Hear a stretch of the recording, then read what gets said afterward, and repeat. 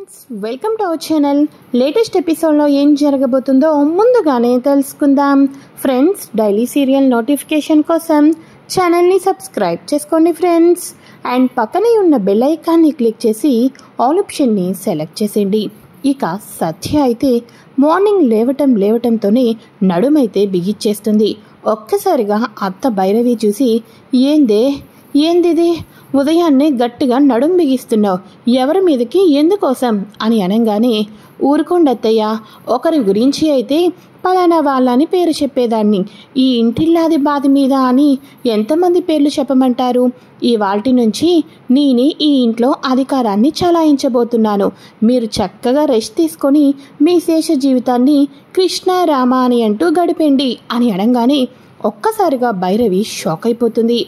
ఏంటి పంకజం, ఏం వంటలు అని అనగానే, అమ్మగారికి బెండకాయ ఏపుడంటే ఇష్టమని బెండకాయ ఏపుడు పెట్టానమ్మా అని చెప్పంగానే, అవునా, సరే అయితే ఇప్పటి నుంచి ఈ ఇంట్లో ఏం వంట వండాలి, ఎలా ఉండాలి అన్నది నా దగ్గర అడిగిన తర్వాత స్టార్ట్ చేయి, ఓకేనా అని అనగానే, అలానే అమ్మగారు అని అనగానే, సర్లే, మా అత్తయ్య గారు షాక్లో ఉన్నట్టున్నారు, వెళ్ళి చల్లటి నీళ్ళు ఇచ్చి విశ్రాంతి తీసుకోమని చెప్పు అని అనగానే, ఇదిగోండి అమ్మగారు, మీ పక్కనే రేపటి నుంచి ఒక కూజ, ఒక మరచెంబు లాంటి కూజ, ఒక భాగవతం లేకపోతే రామాయణం పెడతాను, ఒక మడత కుర్చీ కూడా రెడీ చేస్తాను అమ్మగారు అని పంకజం అనగానే భైరవికి ఎక్కడలేని కోపం వచ్చేస్తుంది.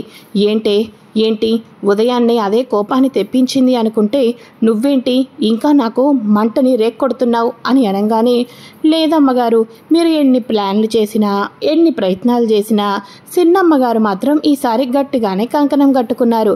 మీరు ఎన్ని ప్లాన్లు చేసి చిన్నమ్మగారిని ఇంటి నుంచి గెంటాలనుకున్నా అమ్మగారు మాత్రం కదిలేటట్టే లేరు.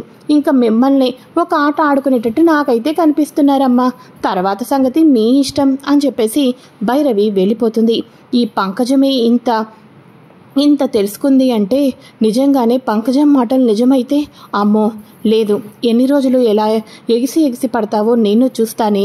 ఈ అత్త భైరవి దెబ్బకి నువ్వు నేల ఖర్చుకునే రోజు మున్ముందే ఉంటుంది. ఇలా ఎంతకాలం సాగుతుందో నేను చూస్తానులే అని భైరవి అయితే అనుకుంటూ ఉంటుంది. అయితే ఇక ఇదిలా ఉండగా సత్య ఇంట్లో వాళ్ళకన్నీ కూడా తానే అధికారాన్ని చలాయిస్తూ హ్యాపీగా ఎంజాయ్ చేస్తూ ఉంటుంది కోడలి పోస్టుని. మరోపక్క రుద్ర తన తండ్రికి సేవలు చేస్తూ ఉండటంతో, ఏం చేస్తున్నావు నువ్వు అని అనగానే, అదేంటి బాపు, నీకు సేవ చేసుకోవడం కూడా తప్పేనా అని అనగానే, ఎప్పుడూ లేని ఈ సేవలేంట్రా అని అనగానే, ఏంటో బాబు, ఇదే కదా నా చివరి అవకాశం, మళ్ళీ నీకు సేవ చేసుకునే అవకాశం రాదు, తెల్లారితే సస్తావు కదా అని మనసులో అనుకుంటూ ఉంటాడు రుద్ర. గదేందన్నా గట్లా మాట్లాడుతున్నావు అని మన క్రిష్ అనగానే, అబ్బే అదేం లేదురా, రేపు ఎమ్మెల్యే అయిపోతాడు బాపు, అప్పుడు గల్లీ తిరుగుతూ బిజీ అయిపోతాడు, కానీ బాపు మనకెక్కడ దొరుకుతాడురా అని అనుకుంటూ ఉంటే, అవునులే అది నిజమే అని అనగానే, అవును ఏంది రేపేదో ఇంపార్టెంట్ పనుంది అని అన్నారు అని అనగానే అప్పుడు క్రిష్ అంటాడు, చూడండి బాపు, రాత్రికి మాత్రం నాకు ఏ పని చెప్పకూడదు, సాయంత్రం 6 అవ్వంగానే నేను రేపు ఇంటికి వచ్చేయాలి అని అనగానే, నాయనా సిన్నోడు చూసావా అస్సలు ఆగలేకపోతున్నాడు అని అనగానే, అవునరా సిన్నోడా, అయినా రేపు నువ్వు రావద్దులేరా, మేమిద్దరం పోతాంలే అని అనగానే, అవునవును నువ్వు రావద్దులేరా, బాపుని తీసుకొని నేనే వెళ్తానులే, ఎందుకంటే బాపు ఇప్పుడు ఎమ్మెల్యేగా పోటీ చేయబోతున్నాడు, మాజీ ఎమ్మెల్యే చనిపోయాడు అని అందరూ అనుకుంటున్నారు. ఇటువంటి టైంలో వెళ్ళి మాజీ ఎమ్మెల్యే వాళ్ళను పరామర్శిస్తే కుటుంబానికి మేమున్నామని అండగా దండగా ఉంటే మీడియా మొత్తం బాపు గురించి ఒక చూపు చూసేస్తుంది, అందరూ బాపు మంచితనం గురించే మాట్లాడుకుంటారు, రేపు మేము వెళ్తాంలేరా అని అనగానే, అరే అన్న, ఉదయం నుంచి ఖాళీగానే కదా, అందులోనూ పక్కన బామ్మ ఒకటే నస, కాబట్టి నేను కూడా వస్తాను అని అనుకుంటూ ఉంటారు.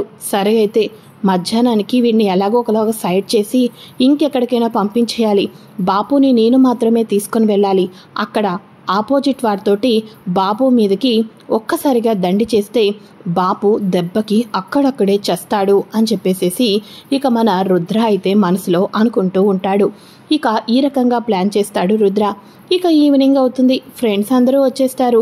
సత్య క్రిష్కి కావాల్సిన ఫ్రెండ్స్కి కావాల్సినవన్నీ ఏర్పాటు చేస్తూ ఉండటంతో నా సంపంగి నా బంగారం అని చెప్పేసేసి దగ్గరకు వచ్చి ముద్దు పెట్టుకున్నట్టు ఇంకొక్క రోజే నా ఆశలన్నీ నెరవేరిపోతాయి అని చెప్పేసి క్రిష్ అనుకుంటూ ఉంటాడు.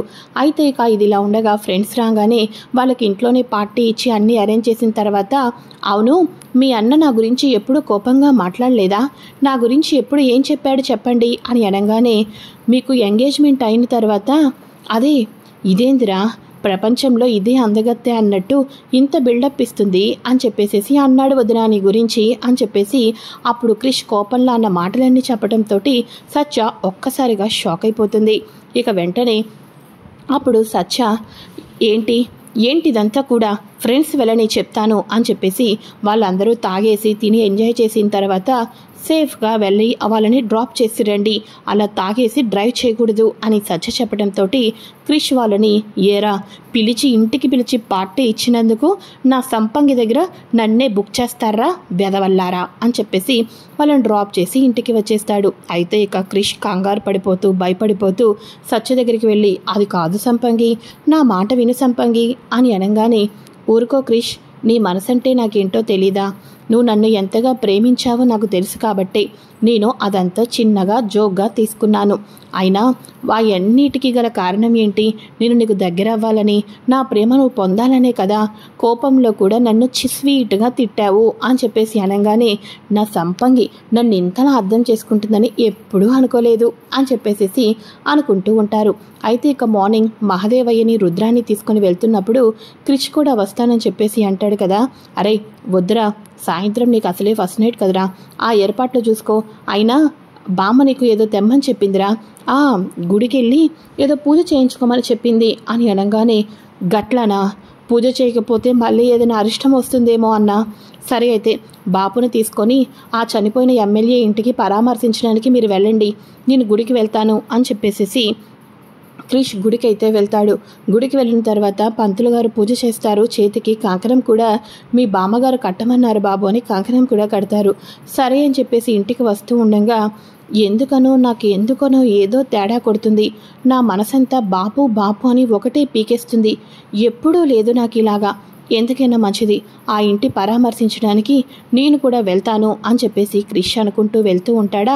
ఈ లోపల రుద్ర, నా బాపు ఒంటరిగా తీసుకొని వస్తున్నాను, నువ్వు మగాడివైతే నా బాపు ప్రాణాలు పోవాలి, నా బాపు ఈరోజు చచ్చాడన్న వార్త టీవీల్లో వినిపించాలి, ఇది నీకు మంచి అవకాశం, ఈ అవకాశాన్ని నువ్వు సద్వినియోగం చేసుకోకపోతే ఇక నువ్వు రాజకీయాలకే వేస్ట్ అని చెప్పేసి రుద్ర అవతల వాడికి చెప్పడంతో, లేదు ఈరోజు నా అవకాశాన్ని నేను ఎప్పటికీ కూడా వృధా చేసుకోను అని చెప్పేసి అవతల వ్యక్తి స్కెచ్ అయితే గీసేస్తాడు. ఇక రుద్ర తన తండ్రికి దూరంగా వాళ్ళందరితో మాట్లాడుతూ పరామర్శిస్తూ ఈ రకంగా ఉంటూ ఉంటాడా. క్రిష్ వచ్చేసేసి అదే సమయంలో వెళ్తూ ఉంటాడు.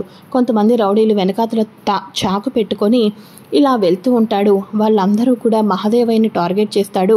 ఒక్కసారిగా మహాదేవయ్య పొట్టలో పొడుస్తూ ఉండగా అమాంతం క్రిష్ వెళ్ళి అడ్డుకుంటాడు. ఇక క్రిష్ పొట్టలోకి కత్తి వెళ్ళిపోతుంది.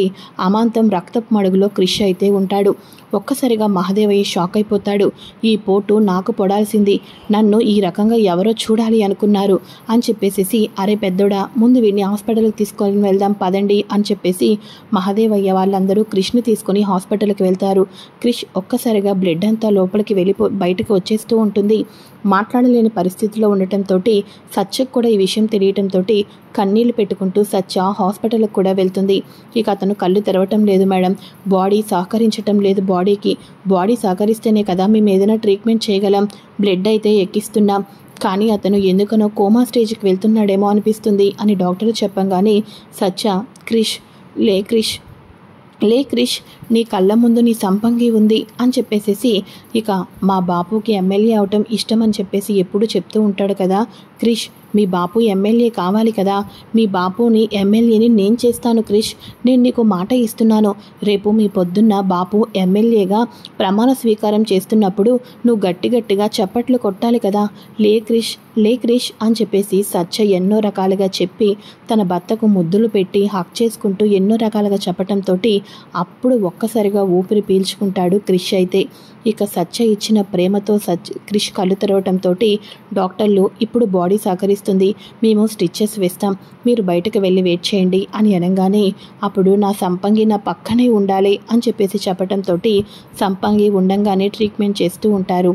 ఈ రకంగా క్రిష్ అయితే సత్యను క్రిష్ని కాపాడుకుంటుంది. అవుట్ ఆఫ్ డేంజర్ అయితే చెప్తారు. ఒక 1 వీక్ రెస్ట్లో ఉండాలి అని చెప్తారు. అరే ఈరోజు ఫస్ట్ నైట్ పెట్టుకుంటే 1 వీక్ రెస్ట్లో ఉండమంటున్నారు ఏంది డాక్టర్లు అని బాధపడుతూ తిరిగి ఇంటికైతే వచ్చేస్తారు. అప్పుడు అర్థమవుతుంది మహదేవయ్యను ఎవరో టార్గెట్ చేస్తున్నారు అని చెప్పేసేసి. క్రిష్ని అసలు పెద్దోడు గుడికి వెళ్ళమని చెప్పిండు, ఆడే గనక గుడి నుంచి ఇంటికి వెళ్ళిపోతే ఈరోజు నేను బతికి ఉండేవాడినే కాదు, ఇది ఎవరు చేశారో నేను మొత్తానికి బయట పెడతాను అని మహదేవయ్య అయితే మొత్తానికి ప్లాన్ చేస్తాడు. తన మొత్తానికి కూడా ఎవర్రా నా మీద స్కెచ్ కేసింది కనిపెట్టి తీరాల్సింది అని రౌడీల్ని పంపిస్తూ ఉంటాడు. మరోపక్క ఇంట్లో రుద్ర భయపడిపోవడం, టెన్షన్ పడిపోవడం, ఫోన్లు మాట్లాడడం సత్య అబ్జర్వేషన్ చేస్తూనే ఉంటుంది.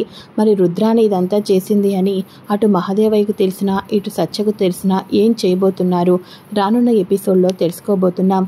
ఫ్రెండ్స్, మీకు గనక ఈ వీడియో నచ్చినట్లయితే లైక్ చేయండి. నెక్స్ట్ ఎపిసోడ్ కోసం ఛానల్ని సబ్స్క్రైబ్ చేసుకోండి. Okay friends, thanks for watching. Bye friends, welcome to our channel. Latest episode